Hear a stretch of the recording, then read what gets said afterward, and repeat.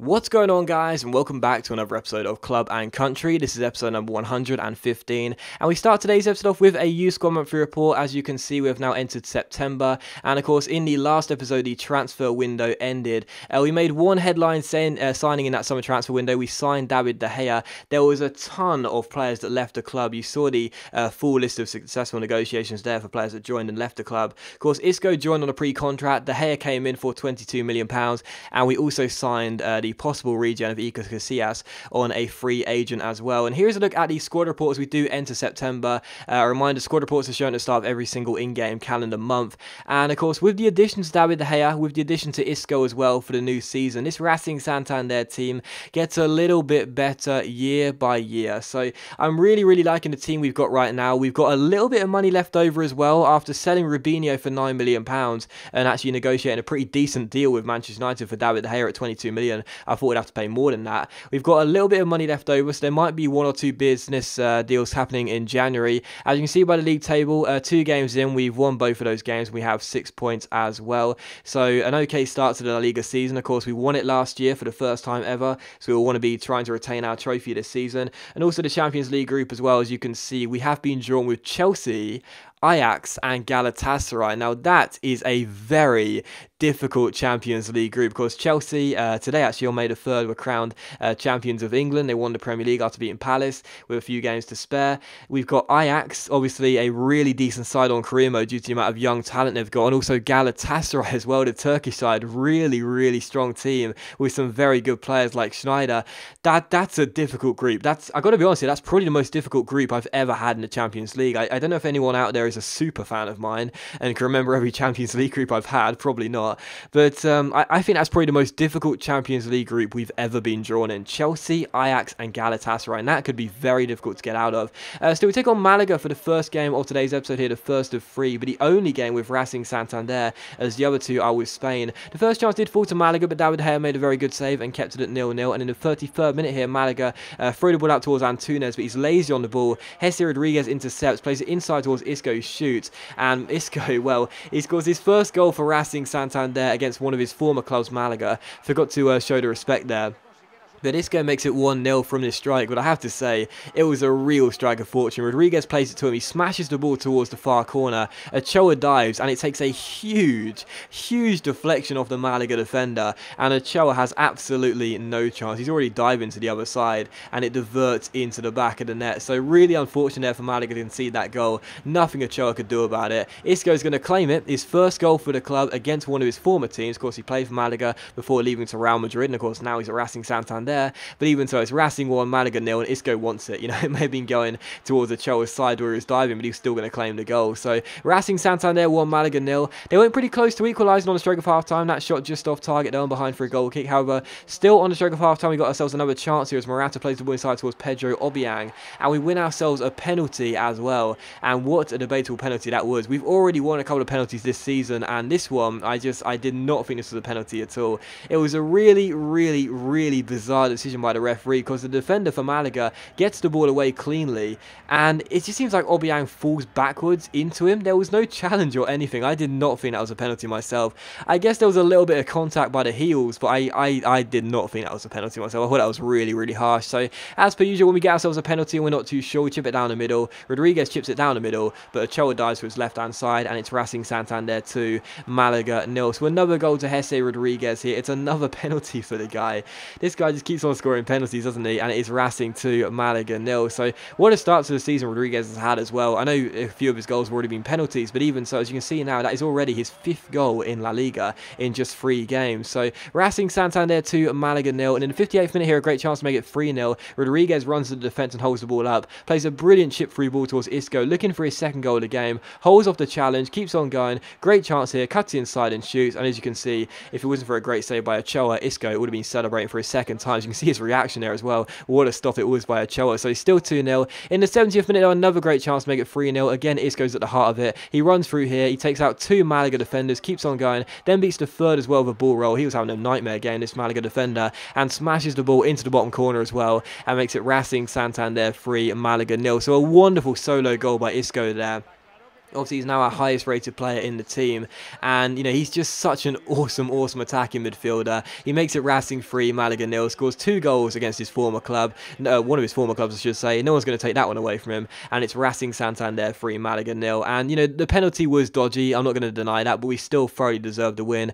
Other than a couple of good chances Malaga had, and De Gea making one good save, it was a game which we dominated possession, had more shots as well, and definitely deserved the 3 points. So I'm glad we got it. Racing Santander 3, Malaga 0 was the final score, and another win notched up to start the season off with. Still following that, we saw De Gea, Morata, Blanco, Isco, Carvajal and Jesse Rodriguez have all been called up to the Spain squad, as we had an international break here as Grimaldo asked for a new contract as well, and Rodriguez says thanks for putting me in the team. We have an international break here with Spain, and we have the final 2 games of the European Championship qualifiers as well. Of course, we are Spain manager now. We've taken over from Del Bosque. We've played a couple of games, we won them both, and as you can see by the group as well, after 8 games, Spain have 8 wins and are still yet to concede a goal as well. So coming into the first game of these 2, we take on Sweden, and of course a reminder, if you're sort of new to the series and haven't really watched it before, now we're managing Spain. Usually in career mode when we have international qualifiers we simulate them, but due to this series, part of it is due to the country, so we play these qualifiers, and we have already guaranteed a place at the top of the table and top of the group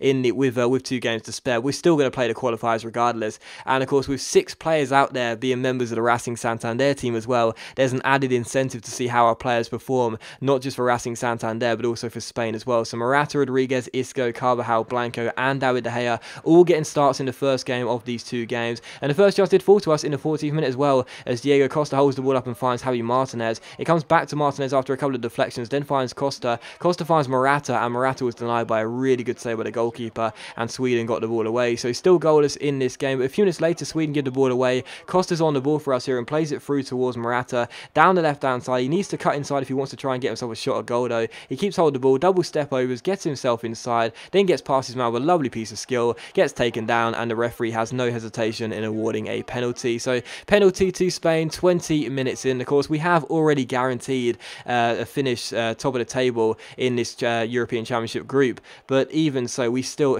qualifying group, but we still want to keep on winning those games, because if we can make it 10 wins out of 10 with this Spain team, of course we'd only manage 4 of the games, but that will still be a really good achievement. So penalty to Spain, Morata won it, but Morata wouldn't take it. It will be the Brazilian-born Spanish international Diego Costa. The Chelsea striker stands up, sends the goalkeeper the wrong way, and makes it Sweden 0, Spain 1. So Costa gives us the opening goal of the game. Morata winning the penalty, Costa dispatching it. Sweden 0, Spain 1, and the perfect start to this game. We had looked really strong early on. We were already dominating possession. Now we had an opening goal of the game as well. Really, really good for us. In the 44th minute though, Sweden almost grabbed themselves an equalising goal as Hamad plays it backwards, and eventually Hilgemark's on the ball for them. Plays it through towards Kaka Nikolic. They hold the ball up really nicely and take a shot. It takes a deflection. De Gea makes a really good save, and Kaka Nikolic's shot smashes into the side of the net and goes behind for a goal kick. So still 1-0. In the 69th minute, a great chance to make it 2-0. Morata holds the ball up and plays it through towards Sergio Busquets here. Busquets finds Javi Martinez. Martinez on the ball, plays it out wide towards Jesse Rodriguez, a Racing Santander player of course.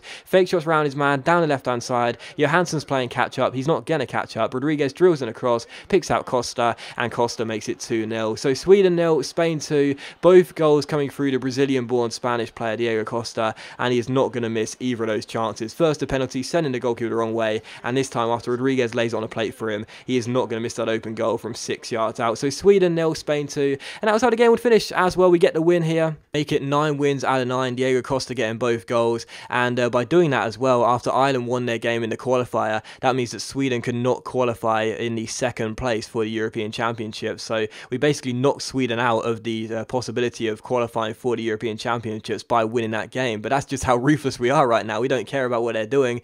We want to make sure we can finish this group unbeaten. Still, we take on Northern Ireland. The side that just beat Ireland for the final group stage game. As you can see by the team as well, I did decide to rest an awful lot of players. David De Gea would stay out there though. He's the only Racing Santander player in that first 11 for the final group stage game, or qualifying group stage game I should say. And as you can see, Northern Ireland right now, they're currently sitting bottom of the group, and the only thing they can do is finish in 5th place if they win this game here at the Bernabeu. But coming into it with us 9 wins out of 9, still yet to concede a goal, I was definitely fancying my chances of notching up another 3 points for Spain and making it a perfect 30 out of 30 points accumulated. So we take on Northern Ireland, and the first chance would fall here early on in the 4th minute as Martin Montoya finds Juan Mata down the right hand side. The Manchester United man takes it round Lafferty and gets taken down, but instead of going for the free kick, he plays advantage, runs through, fake shots around his man, shoots. The goalkeeper saves it, then gets taken down, but Northern Ireland clear, and it's still 0-0. 0-0. So Mata almost taking advantage there of a good refereeing, but it was still goalless. However, we win the ball back. David Silva goes down the left-hand side, drills in a cross, picks out Diego Costa, and just like the Sweden goal, it's a drill cross into the centre. Costa's on the end of it, and he makes it Spain 1, Northern Ireland 0. So that's his third goal in 2 games for Spain, and a really, really nice piece of skill by Silva to take the ball over the slide challenge, then drill the cross in, perfectly accurate, and Diego Costa is not going to miss that one. So the Chelsea striker does make it Spain 1, Northern Ireland 0, just a few minutes in, and in the 44th minute here, Northern Ireland give the ball away. Costa intercepts, great chance to make it 2-0 as he bears down on goal, and he also scores as well. So Costa is a real lethal machine at the top of this Spain attack. He is so good in front of goal. That's now his 4th goal in 2 games. He's the top scorer in the European Championship qualifying group as well. And of course, whilst Del Bosque has been in charge, Spain have been winning all their games, not conceding a goal, scoring lots of goals as well. And I've taken over and done the exact same thing. It's now Spain 2, Northern Ireland 0. And in this game, it was crazy, but there were so many more chances for us, but I just decided not to show them because this episode would have been too long. This episode could have been like 20 minutes long and I've shown you all the chances we had. But every single time we came forward, we looked like scoring. There was another great chance there. That shot ended up deflecting onto the post, and from the corner, it's crossed in by Koke into the centre towards Gerard Piqué, and Piqué makes it 3-0 to Spain. You know, we expected to win the game beforehand, but Northern Ireland just could not defend. 3-0 to Spain. If it wasn't for Castle making a couple of great saves for Northern Ireland as well, it could have been 6 or 7-0 by this point. Still, it was 3-0. Piqué getting the goal. The game was done. We were surely going to be winning the game with 20 minutes to go, so the focus after that just became all about possession really, and if we could tag on 1 or 2 more goals, that would be pretty pleasing, but just keeping hold of the clean sheet as well would be nice as well. And as you can see, the final chance fell in the 74th minute. Costa finds Paco Alcacer, and Alcacer makes it 4-0 to Spain and completes the rout. So Spain 4, Northern Ireland 0, possibly a transfer target for Racing Santander as well. Paco Alcacer, really good player, grows very well on career mode, and a deadly finisher of the ball as well. So Spain 4, Northern Ireland 0, Costa into Alcacer, Alcacer into the back of the net via the post. So 4-0 to Spain, and it was how the game would finish as well. Spain 4, Northern Ireland 0. That does mean that after 10 games in this European Championship qualifying group, they don't just finish unbeaten, Spain, they finish winning every single game. 10 wins out of a possible 10, 30 points out of a possible 30, absolutely fantastic. And as well, not a single goal conceded in 10 qualifying games. Yes, we only played 4 of those qualifying games, but even so, that is pretty goddamn impressive. But that is going to be the episode, guys, so as always, a big thank you for watching the video. Really hope you have enjoyed it.